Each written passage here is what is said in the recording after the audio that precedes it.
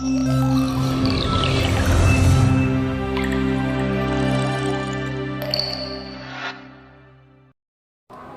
guys, Assalamualaikum. Perkenalkan, nama saya Nur Halifah Widiantari dari SMA Negeri 1 Situbondo, kelas 11 MIPA 5 absen 15, akan memberikan pendapat tentang ancaman apa yang paling berbahaya terhadap integrasi nasional bangsa Indonesia di era sekarang.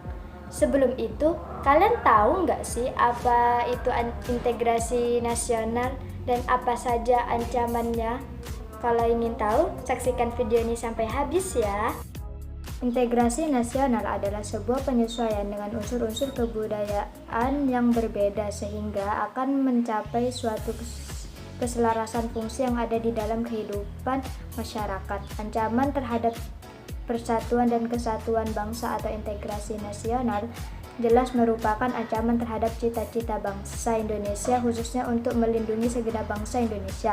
Tak hanya melalui fisik, ancaman separatisme dengan tujuan disintegrasi bangsa juga menggunakan media sosial bertujuan sebagai propaganda memisahkan diri dari NKRI juga marak dilakukan. Ancaman yang berpotensi mengancam integrasi nasional meliputi dua hal. Dua hal tersebut adalah ancaman militer dan ancaman non-militer. Pertama, ancaman militer. Ancaman militer merupakan bentuk ancaman dengan menggunakan kekuatan bersenjata dan terorganisir. Bentuk ancaman ini dinilai mempunyai kemampuan yang berbahaya bagi kedaulatan negara, keutuhan wilayah, dan keselamatan bangsa. Integrasi nasional ancaman militer dibedakan menjadi dua hal, yaitu ancaman militer dalam negeri dan ancaman militer luar negeri. Berikut ini contoh ancaman terhadap negara yang termasuk ke dalam ancaman militer. Pertama, sabotase. Sabotase merupakan ancaman militer yang dilakukan suatu negara. Ancaman ini bertujuan agar dapat merusak instalasi militer dan objek vital nasional. Hal ini menjadi salah satu ancaman yang perlu mendapat perhatian tinggi karena dapat membahayakan keselamatan bangsa. Kedua, spionase. Spionase merupakan ancaman militer dengan cara mengawasi atau memata-matai suatu negara. Spionase bertujuan untuk mencari dan mendapatkan dokumen rahasia militer suatu negara. Ketiga, aksi teror bersenjata. Aksi teror bersenjata ini berarti dilakukan oleh suatu jaringan terorisme pada tingkat internasional. Aksi terorisme dipahami sebagai tindakan pidana kriminal, tetapi memiliki sifat khusus. Sifat khusus ini yakni bergerak dalam kelompok, anggotanya memiliki militansi tinggi dan beroperasi dengan cara yang rahasia. Mereka juga memiliki pangkat senjata yang canggih dan mematikan. Umumnya hal ini terjadi dalam jaringan internasional. Keempat, pelanggaran wilayah. Aksi militer ini dilakukan dengan menggunakan kapal ataupun pesawat yang bersifat non-komersial. Kelima, agresi. Agresi merupakan ancaman militer dengan menggunakan kekuatan bersenjata. Aksi tersebut dilakukan oleh suatu negara terhadap negara sasarannya. Tujuannya adalah membahayakan kedaulatan dan keutuhan wilayah di negara tersebut, kemudian membahayakan keselamatan segenap bangsa yang ada di negara sasaran. Agresi dapat dilakukan dengan berbagai cara, yaitu pertama, invasi, kedua bombardemen, ketiga blokade, keempat pemberontakan bersenjata, yang kelima perang saudara. 2. Ancaman non-militer. Pancasila merupakan ideologi yang dianut oleh Indonesia. Salah satu ancaman non-militer yang sering terjadi ialah serangan berupa ideologi. Salah satu bentuknya adalah doktrin untuk mengganti ideologi dasar dengan ideologi lainnya, sehingga dapat dikatakan bahwa ancaman non-militer dampaknya lebih besar daripada ancaman militer.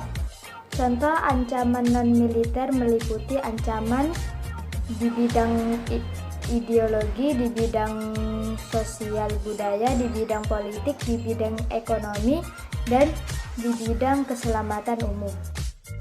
Jadi, menurut saya, ancaman integrasi nasional yang paling berbahaya di era sekarang adalah ancaman non-militer di bidang perekonomian.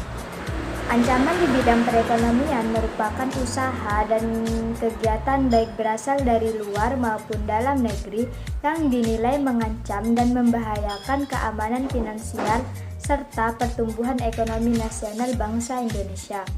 Contohnya, ancaman dari internal dapat berupa inflasi, pengangguran, infrastruktur yang tidak memadai, dan sistem ekonomi yang tidak jelas. Sementara itu, ancaman dari eksternal dapat berbentuk kinerja ekonomi yang buruk, daya saing rendah, ketidaksiapan menghadapi globalisasi, dan tingkat ketergantungan terhadap pihak asing. Ancaman terhadap integrasi nasional di bidang ekonomi adalah globalisasi perekonomian. Bukti nyata pengaruh globalisasi perekonomian adalah ekonomi suatu negara tidak bisa berdiri sendiri.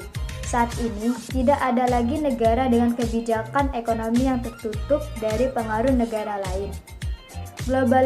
Globalisasi perekonomian adalah proses kegiatan ekonomi dan perdagangan di mana negara-negara di seluruh dunia menjadi satu kekuatan pasar yang semakin terintegrasi dengan tanpa rintangan batas teritorial negara.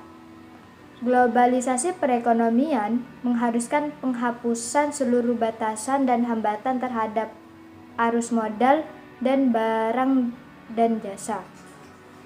Globalisasi ekonomi berakibat batas-batas suatu negara akan menjadi kabur dan keterkaitan antar ekonomi nasional dengan ekonomi internasional akan semakin erat. Globalisasi di satu sisi membuka peluang pasar produk dari dalam negeri ke pasar internasional secara kompetitif. Di sisi lain, membuka peluang masuknya produk-produk global ke dalam pasar domestik. Meskipun menjadi keuntungan tersendiri bagi bangsa Indonesia, globalisasi perekonomian juga menjadi ancaman bagi kedaulatan ekonomi suatu negara. Ada pengaruh negatif globalisasi perekonomian.